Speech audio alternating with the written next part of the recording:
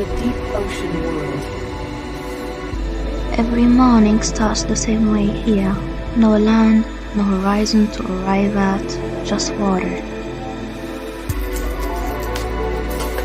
Breakfast is usually the same too, pre-packed, reheated, sealed tight against the humidity.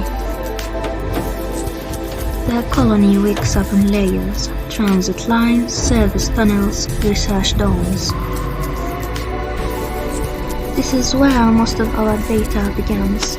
We harvest to understand the ocean that keeps us alive. Back inside, everything becomes samples, numbers, and slow conclusions.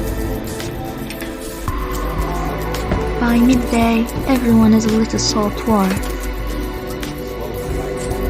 Out here, the colony feels small, the ocean feels endless.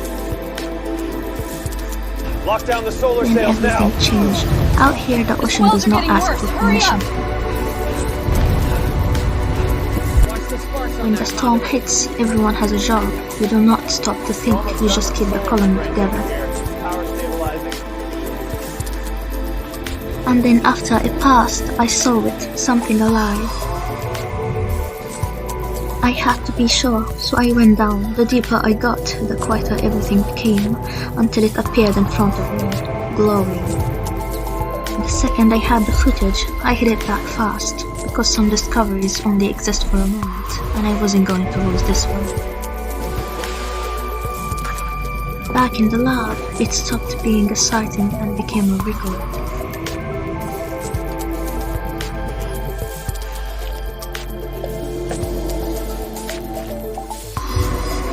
The salt stays on you out here, the showers where the work finally lets go. At night, the colony quiets down, but the water never does.